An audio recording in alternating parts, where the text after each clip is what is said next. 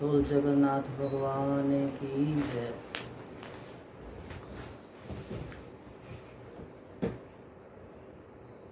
सबको मीठी मीठी प्रेम भरी हरे कृष्णा। आज हम श्री कृष्ण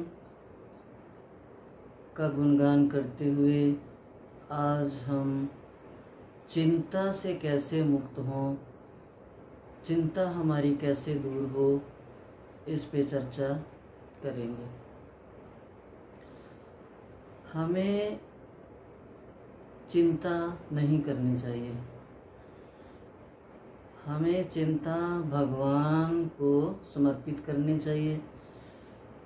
हमें भगवान के नामों का चिंतन करना चाहिए। भगवान के नामों का चिंतन करना, भगवान की लीलाओं को गाना, भगवान की भागवत गीता को पढ़ना, सुनना, मनन करना। जब हमारा मन भगवान के चिंतन में लगेगा तो चिंता अपने आप मिट जाएगी और हमारा हृदय शांत होगा। हमारा हृदय शांत होगा, हमारा मन शांत होगा। जब हमारा हृदय और मन शांत होगा, हमारी बुद्धि, चित्त सब शांत होगा।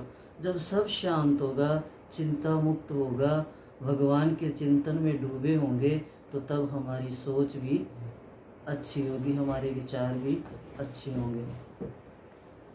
हम सुख के लिए ना जिए, हम सुख भोगने नहीं आए, हम आए हैं प्रभु की बंदगी करने के लिए, प्रभु की सेवा करने के लिए, किसी दुखिया की सेवा करने के लिए। हमारा जीवन सेवा के लिए हो, ना कि सुख को भोगने के लिए। अगर हम भगवान की सेवा करेंगे, भगवान का पूजन करेंगे, भगवान के नामों का जप करेंगे, तो हमारा हृदय शांत रहेगा, हमारा मन खुश रहेगा। हम जन्मते ही बंधन युक्त हैं। हम जब जन्म लेते हैं, हम बंधनों में बंधे हुए आते हैं, कई बंधनों में बंधे हुए आते हैं। अगर हमने उन बंधनों से मुक्त होना है तो हमें प्रभु की बंदगी, प्रभु का भजन अवश्य ही करना है। प्रभु की बंदगी, प्रभु का भजन, प्रभु का नाम सिमरन, प्रभु की नाम माला जप, हरि नाम संकीर्तन, गीता का पढ़ना सुनना, भागवत का पढ़ना सुनना, साधु संतों का संग करना, गुरु की बात को मानना, इससे जो है हमारा मन शुद्ध भी होगा और हमारे हृदय के विकार भी मिटेंगे और हमारा जीना सफल भी होगा और हमारे जो बंधन हैं वो अपने आप कटते जाएंगे। हम बंधन मुक्त होंगे। लेकिन बंधन मुक्त हम कैसे होंगे? जब हम प्रभु की बंदगी करेंगे। हम चिंता मुक्त भी तभी होंगे तब जब प्रभु के नामों का, प्रभु की लीलाओं का चिंतन करेंगे। ये हमारा सबसे पहला कर्म है कि हम प्रभु की बंदगी करें, प्रभु के नामों का चिंतन करें, क्योंकि हम आए ही इसीलिए हैं। मानव जीवन ही इसीलिए मिला है कि हम अपना 84 लाख जूनियों का उद्धार कर सकें, हम अपने अगले पिछले कर्मों का उद्धार कर सकें। हम अपने लिए ना जिए, हम दूसरों के लिए जिए, हम प्रभु के लिए जिए। हम अपने सुखों का त्याग करते हुए दूसरों की जी जान से सेवा करें और प्रभु से सच्चा प्रेम करें। हम अपने लिए त्याग करें लेकिन दूसरों की सेवा जी जान से करें। हम प्रभु से प्रेम करें, सच्चा प्रेम करें। हमारा जीवन दूसरों के लिए, हम दूसरों के साथ निष्कपट रहें और अपने उद्धार के लिए हम अच्छा रास्ता चुनें। अपने कल्याण के लिए उस करुणानिधान की भक्ति करें, उस करुणानिधान श्री केशव भगवान को याद करें तो हमारा जीवन सफल होगा, हमारा जीवन उपयोगी बनेगा। हम निर्भय बने, दृढ़ बने, तो हमारी सारी कठिनाइयाँ दूर होंगी, हमारी सारी चिंताएं मिट जाएंगी, हम चिंता से मुक्त होंगे। निर्भय होने से जब हमें किसी चीज़ का भय नहीं रहेगा तो हमें चिंता किस चीज़ की होगी। अगर चिंता नहीं होगी तो हमें डर किस चीज़ का। हम आज़ाद हैं। जैसे हम कहीं सफ़र कर रहे हैं, हम गाड़ी में बैठे हैं, हमें प्यास लगी है, हमने जाना है पानी पीने या वैसे कुछ चीज़ खरीदने जाना है, तो हम क्या करेंगे, बैग को देखेंगे। अगर हम बैग छोड़ के जाते हैं तो क्या होगा, भय होगा मन में कि कोई उठा ना ले, कोई चुरा ना ले। लेकिन जब जो हमारे साथ बैठा है, हम अगर उसको बैग सौंप देते हैं तो हम निर्भय हो जाते हैं। हम जब पानी पीने जाएंगे, हमारे दिल में ये भय नहीं रहेगा कि हमारा बैग गुम होगा। क्यों? कि हमने बैग उसको सौंप दिया है, उसके हाथों में दे दिया है। अब हमारे को ये है कि हमारा बैग गुम नहीं होगा। साधु संत जो जंगलों में रहते, ऋषि मुनि तपस्या करते थे जंगलों में, वो निर्भय क्यों होते थे? क्यों निर्भय रहते? उनको किस चीज़ का डर ही नहीं होता कि जंगल में शेर आएगा या ये होगा या वो, कुछ नहीं। उन निर्भय क्यों? कि उन्होंने सब कुछ, लाभ हानि सुख दुख जीवन मरण सब प्रभु के अर्पण कर दिया है, इसलिए वो निर्भय रहते हैं और दृढ़ भी रहते हैं। उनको दृढ़ विश्वास होता है कि प्रभु हमारे हैं, प्रभु हमारे साथ हैं, हम प्रभु के हैं। तो जब दृढ़ विश्वास होगा प्रभु पे और हमारी भावना पक्की होगी तो हम निर्भय होंगे। तो जब हम निर्भय होंगे, दृढ़ बनेंगे, तो हमारी सारी कठिनाइयाँ, सारी चिंताएं अपने आप खत्म हो जाएंगी, हम चिंताओं से मुक्त हो जाएंगे। हम अच्छे से अच्छा प्रयास करें, अच्छे से अच्छे शुभ और शुद्ध कर्म करें, लेकिन उसका परिणाम भगवान पे छोड़ दें, क्योंकि भगवान, ये सत्ता जो है भगवान के हाथ है। भगवान हमारे जज हैं, वो हमारा फैसला जो करेंगे, हमारे कर्मों को देखते हुए जो हमारे को देंगे, हम उस फल को स्वीकार करें, मीठा फल समझ के हम उसका उपयोग करें। हम अपने कर्मों के दोषों को भगवान के ऊपर ना थोपें, अपने कर्मों को भोगने की भगवान से शक्ति मांगें। ज्ञान, दुख से विवेक जो है ये चला जाता है और सुख से ज्ञान सो जाता है।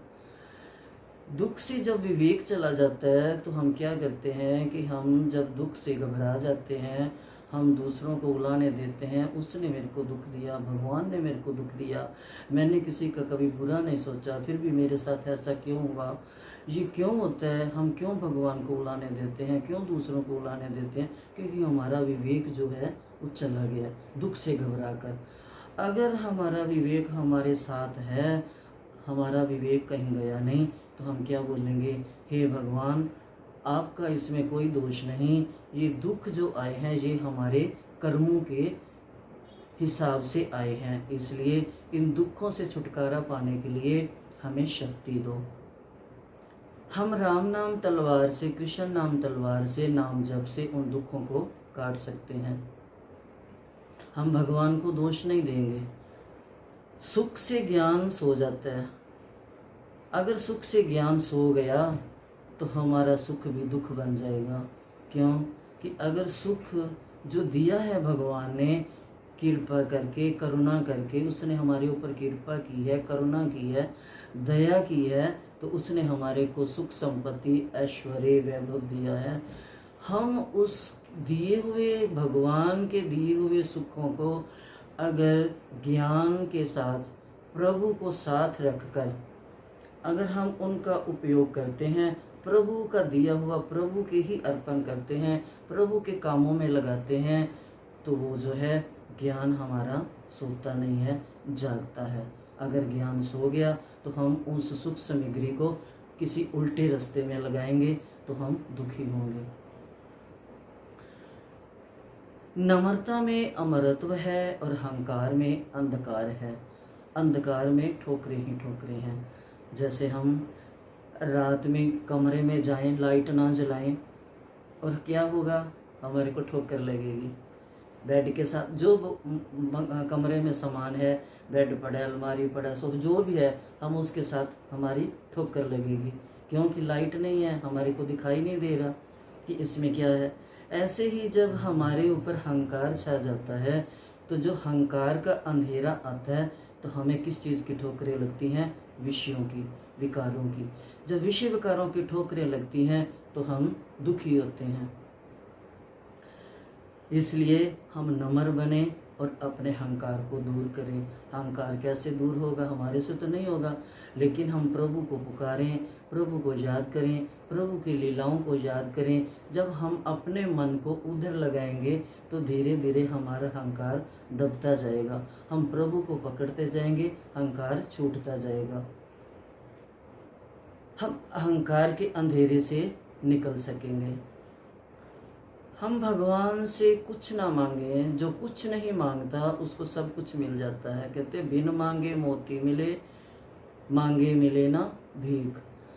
अगर हम भगवान के ऊपर छोड़ देते हैं, अगर हम कोई शुभ कर्म करते हैं, तो उसका फल जो है भगवान पे छोड़ दें, तो भगवान हमारे को जो देंगे, हमारे कर्मों के अनुसार हम उसको फल को खुशी से भोगें।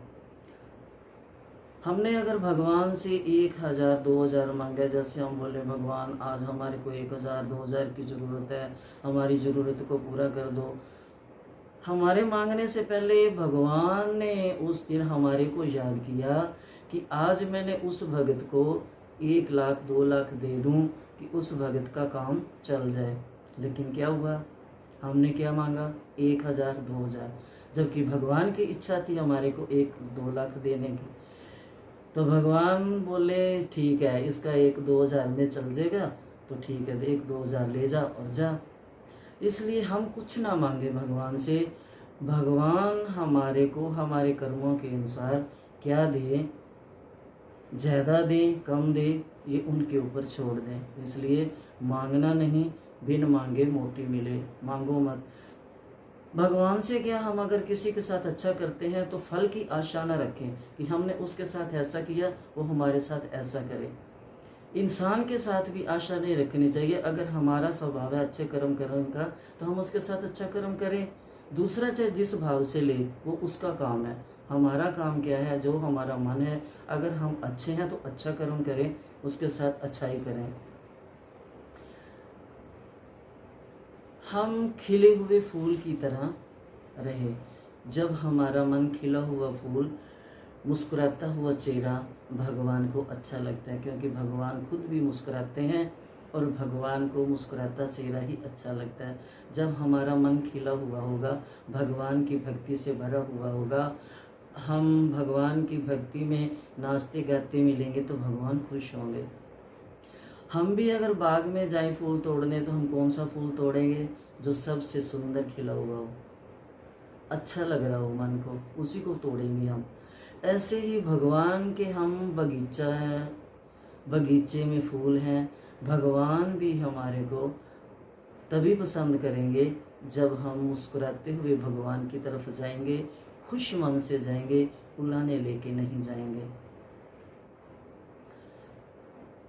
हम खुश तब रह सकते हैं, हमारा मन खुश तब रह सकता है जब हम चिंता से मुक्त हों, भय से मुक्त हों।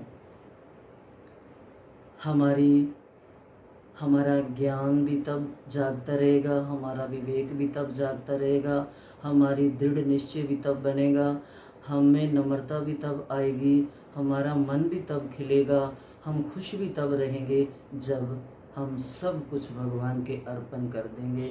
सब कहते हैं ना, उसमें है ना सुंदर ज्ञान में, डोरी बांध के, जब सारी इच्छाओं की अपनी डोरी बांध के भगवान के चरणों में डाल दो, भगवान के चरणों में बांध दो, तो भगवान हमारी चिंता भी दूर करेंगे, हमारी कामनाएं भी पूर्ण करेंगे, हमारे को निर्भय भी बनाएंगे। अगर चिंता से मुक्त होना है तो भगवान को पकड़ना पड़ेगा, भगवान की बंदगी करनी पड़ेगी, भगवान के नामों का कीर्तन करना पड़ेगा, भगवान की गाथा को सुनना पड़ेगा, गीता रामायण भागवत को सुनना और पढ़ना और मनन करना पड़ेगा, भगवान की कही हुई बातों को मानना पड़ेगा, भगवान के बताए हुए रास्ते पर चलना पड़ेगा। इससे हम चिंता मुक्त होंगे। भगवान सबकी चिंता हरें, सबको खुशियाँ दें, सबको खुश रखें। भगवान सबको अपनी भक्ति दें। ये तभी होगा जब हम सच्चे मन से, सच्चे भाव से, सच्चे प्रेम से भगवान के साथ जुड़ेंगे। बोल बांके बिहारी लाल की जय। हरे कृष्णा।